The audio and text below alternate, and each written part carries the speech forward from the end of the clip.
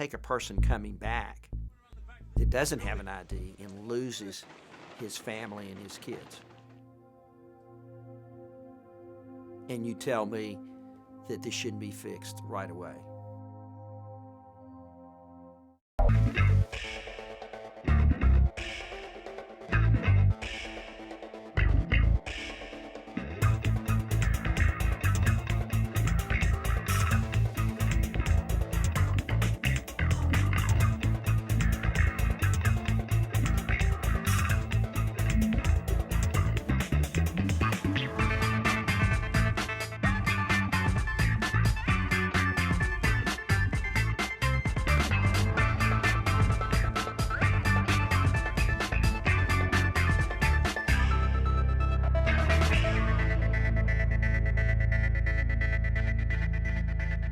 Now, fraudsters have mastered technology and the internet to bilk victims that have billions of dollars every year. You see, they create these fake websites and emails in order to trick us out of our money. Now, you'd think you'd notice a bogus website, but as you're about to see, these criminals can be extremely resourceful and can dupe even the most careful internet user. But first, we're going to share with you a very disturbing identity theft story that targets military personnel while they're away on combat duty. To me, it's absolutely outrageous that these heartless scumbags can take advantage of our brave men and women in uniform and get away with it. But unfortunately, it happens all too often. The first time I realized I was a victim of identity theft, I was shocked. My name is George Galvez. I was born in Chicago. I'm the oldest of four. I have 3 younger brothers. During high school, I became a father at a young age, at age 16, 17. So when I found out I was a father, I figured I'd try to do school while I had a kid, but I saw that was really hard, so I figured I'd try to join the Army, you know, better myself, better my life, provide a better life for my daughter as well. George did everything right. He worked hard to improve his life and to build a future for his family. The responsibility was hard, but I mean, you become adult when you become a father. My wife at the time, she helped me out a lot too as well, you know, taking care of my child. And especially through the deployments, which made it harder. I think we got really married at a young age. That's what kind of made things harder as well too. We're kind of new to the military and new to marriage. And especially since when I signed up, I wasn't stationed here. I was stationed in North Carolina, so we have no family, no friends, so we had to make new friends.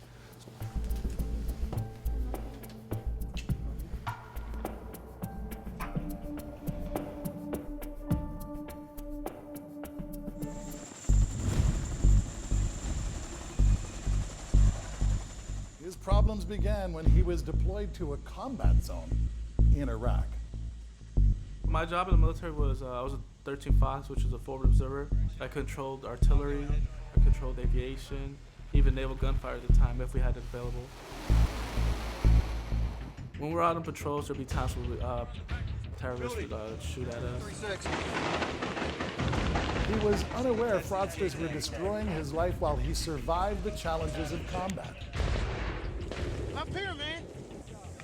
You'd hear the rounds either whiz by or above your head, and you don't know where it's coming from, so it's nerve-wracking.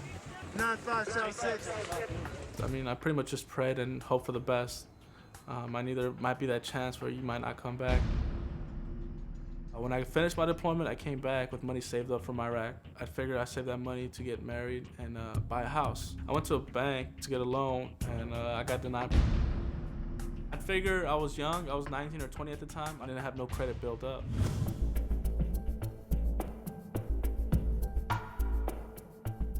They told me I'd owed $2,500 to a cell phone company that I never heard of. Some guy used my ID, purchased 4 or 5 phones. So he connected lines and he had plans and he didn't pay it. And throughout those years, it builds up interest. What he did was he used my ID, but he used somebody else's credit card or debit card. And for some reason, it affected me, although my credit card or bank card wasn't in that file at all. Yeah, man, I got it. Shad Mashad is a Vietnam veteran who understands how combat affects soldiers. He's passionate about helping soldiers to adjust when they finally return home to their families. Just lately, we've noticed a high incident of identity theft calls. We get all types of calls here at the National Veterans Foundation, everything. But we noticed, all of us, that we were starting to get ID theft. And what we realized was this population is probably the most vulnerable of all the populations in America. Number one, because their Social Security number is on everything. Your number is your Social Security number. They don't give you a military number. It's your Social Security number. And as soon as you join the military, your Social Security number, you may not even know your Social Security number, becomes your number. It's on everything. And whenever they leave anything, whether it's mail, paperwork, their gear, their number's there. Unfortunately, George's story happens to scores of returning soldiers. When I was in Vietnam, we had a military number on our IDs, not our Social Security number. That all changed after Vietnam. It just takes one person to lift that number, run it through however they do with their fraud software, and they own everything. It's that simple. It's that fast.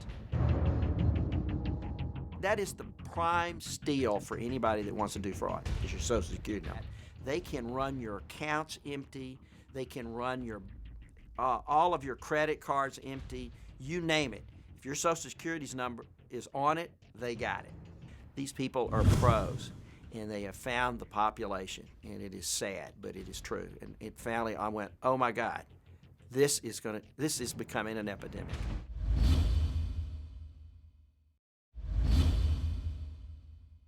The first time I realized I was a victim of identity theft, I was shocked.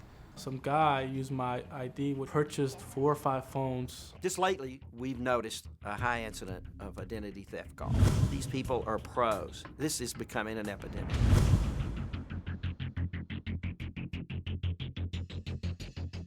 I called my future wife.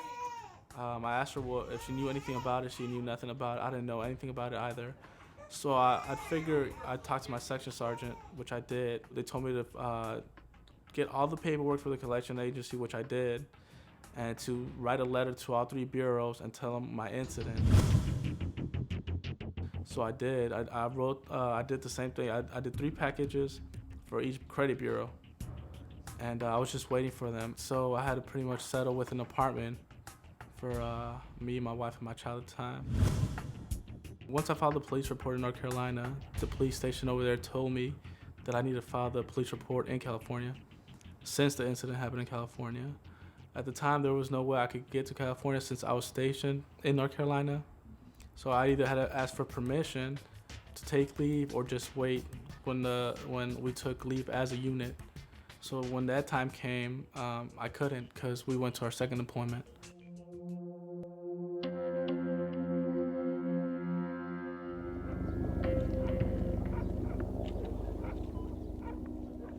Through that 15-month employment, it was stressful too to know that what if my wife needed to try to apply for something and she couldn't get approved for because of my background. I bought a used car before my deployment, which I had it for like say a year or 2. We were having issues with that car, so I figured I'd try to get a new car. We tried like in 5 dealerships in North Carolina, but we still couldn't get approved. So I went to this dealership where they offered me a car, and the guy said all we had to wait was, pretty much for a bank to approve you. He said they're gonna approve you, so I figured, I was good. After that, I left. And a week after, when I was in Iraq, my wife calls me and told me they took the car back because I didn't get approved. Stop. I can't deal with this. Can't deal with what? Tell me. With everything, with the creditors calling, I can't get a loan, can't even get a car. But I mean, what do you want me to do? Like I've been working on it. They figured since I had that in my record, I wouldn't be able to pay my my payments. So I figured I'd talk to the collection agency, which I did. I called them. I spoke to one of the representatives. I told them my situation. I even sent them a packet. If you put 2 and 2 together, it would make no sense. So I told her what happened, and the lady, still told me, you know what? Since it has your signature and it has your social, you still at least should pay. You have to. They try to break it down and make me pay half. You at least have to pay half. We can drop it. What I can do for you today It's hard. It's hard. Do something. It's horrific. You And haven't been here to imagine help. what they're dealing with just going on multiple tours, come back, and now you've got all these financial problems that somebody has put you into. It's a major It crime. makes life harder. It definitely makes life harder for everything. In the past decade, identity theft has clearly grown as a much more widespread problem all throughout the United States. The number of people impacted by identity theft has pretty steadily increased year over year to where the latest statistics show 10 million people were impacted last year. The sickness of all this is the fact that 39 years ago, I, amongst 3.5 million other men over a 10-year period, fought in a war, and the readjustment problems were horrendous for us in many ways at that time. We come back to today, and you have these men and women serving multiple tours, going over, putting their lives in harm's way. To imagine that not only while I'm there, possibly losing the identification of sweet old me, 24-year-old young captain, coming back, and your life continues to hit walls because your ID has been stolen, and you have not only that, but you have war memories, and you have nothing but sad memories, and you become sad most of your life. I'm enraged at this whole story of this fraud. This is murder to these individuals. This is murdering who they are. If something's not done for George, it's going to be a bad situation. We're taking 5 years to resolve an identity theft on a combat vet, and his life has changed. And I can guarantee you, When I finished my deployment, next thing you know, I'm pretty much getting a divorce. It affected my marriage, and like say I couldn't provide my family with certain needs. It definitely it escalates things. And if it's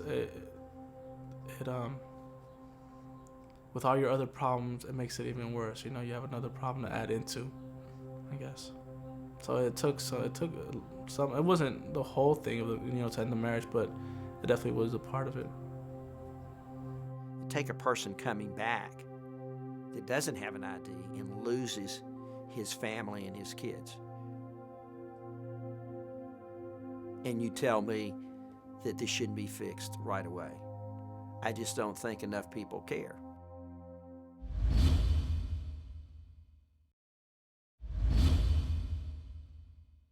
The internet age has now proliferated virtually every aspect of our lives. And if you're an active member of the online community, then this next story is one to which you'll want to pay special attention. These days, we do conduct business on the internet, and there's ways to do it properly. There's ways to conduct yourself on the internet. When you walk through the dark streets of a big city at night and go down a dark alley, you know that you're doing something that's not all that smart. The internet has plenty of those dark alleys. There's a very dark side to the internet. One of the things I often like to mention to people in terms of safety of using the internet is the safety related to the vulnerability of your identity. Too many times people will solicit your first name and last name and address and postal code, and you may think that it's for innocent purposes, but you should never give that information unless it's absolutely necessary, unless the reason is explained. Occasionally people get emails which are called phishing emails, and if you receive any of these emails and they are asking you for login information, for your driver's license information, for your bank account information, these are the types of phishing emails that you really need to be aware of, and need to be aware of the fact that any reputable company is not going to ask you for this kind of personal information. People need to understand that if they get an email like that, that they just can't rely upon it, and they need to validate it by calling their bank and asking the right questions. Are you soliciting information from me? Have you sent me this email message? And of course, the bank's response is going to be no. PayPal and other reputable companies will never be sending you emails asking you for passport numbers, bank account numbers, driver's license numbers, or any kind of personal information like that. So if you ever do receive an email that is asking you for personal information like that, you can assume that it is a phishing email, and you should delete it immediately and not ever respond to it. Do I delete emails without opening them? Absolutely I do. And I advise people to do that. If you don't know who sent you that email, delete it. The way we conduct ourselves on the internet is directly related to how effective we use the internet. It is a tool, and it's for us to use. We don't want to be a victim. It's important for people to validate the information that they're receiving, and it's critically important that, to the extent possible, that people educate themselves about how the internet is being used by people who seek to exploit it, but also to understand how those legitimate e-commerce companies are using it so that they can understand the difference between what is valid and what is not valid. When doing business over the internet, it's important to employ due diligence. Most often, fraudsters don't even reside in the same country as their victims. That makes it especially difficult to recoup money after it's been sent, so be leery of anyone that requests your credit card information or recommends that you use a money transfer service when purchasing goods over the internet. Western Union is in over 200 countries and territories around the world. We have a very strong brand. We're a fast, reliable, and safe way to remit money to family and friends. It shouldn't be used for purchasing products over the internet and sending it to people that you don't know. That's not what our service was built for. Once you send money to someone through a money transfer service company, the person's name that you sent it to picks it up, and that money is gone. The only way for the sender now to get it back is to try and get it from the receiver, and in many cases that is almost impossible. It's very time-consuming and difficult for law enforcement people to follow these circumstances. It's not as easy as the visible evidence of someone driving a stolen car down the street, where you've got, physical capability to collect evidence and those type of things. Are you kidding me? I need my package. If the proposed seller or vendor refuses to tell you who they really are or where they really live, or if they're telling you that they're from out of country but the money has to be sent to some other location, any of these issues should be red flags. And there's great things that you can do with the web by accessing information that never previously existed before. It's just that you need to be a little bit more diligent and circumspect. Consumers need to remember, the internet is a safe place. A lot of valuable information is available on the internet. Anything you want to find out, you can find on the internet, but you need to be skeptical. It's important for people to respect what the internet offers us. It's important for people to validate the information that they're receiving, and it's critically important that, to the extent possible, that people educate themselves. Don't give up information on your personal matters, passwords to financial institutions that you use. Be skeptical, think before you click.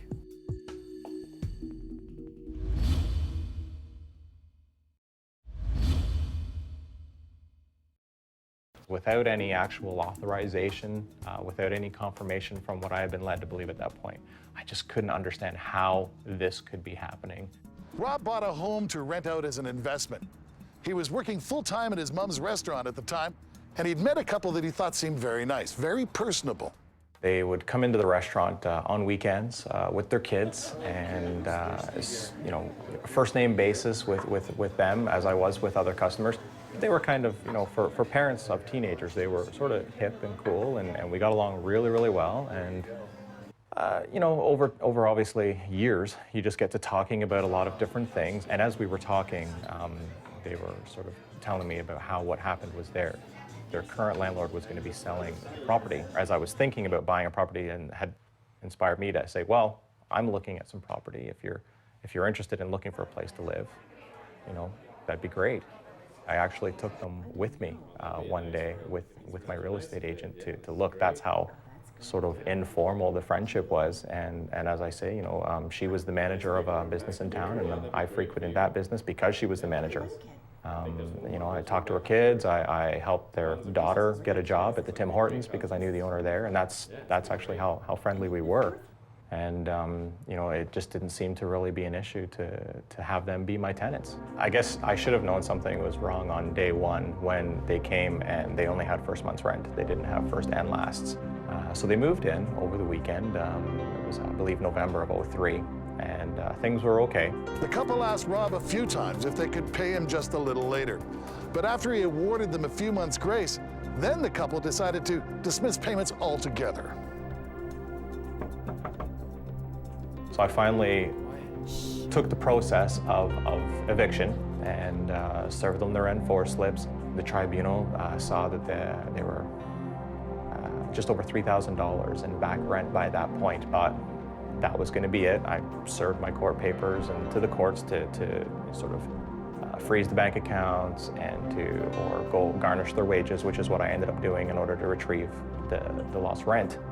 My mom phones me and says, "Oh, you know, your new tenants have just brought in some mail in your name." Opened up the mail, and here was a bill for about $841, I believe, in my name from Enbridge Gas. They were also able to call the cable company and claim that they were me over the phone and order cable and internet service. And to give proof of identification, they had given a fake driver's license number. I'd went online and somebody had recommended to check out my credit report. And as I was looking through it, I saw there were 12 or 13 applications for credit in my name. The first one I was able to identify because it was my application date for the credit for the house, for the mortgage. And I hadn't made any applications for credit since then. So 12 hits is what I took on my Equifax report. So I could only assume it must have been them because it was during the time period of when they had moved in till when they had moved out. Earlier in 2007, they filed for bankruptcy, and I got a notification telling me that I think I was about number 8 or 9 on the credit report.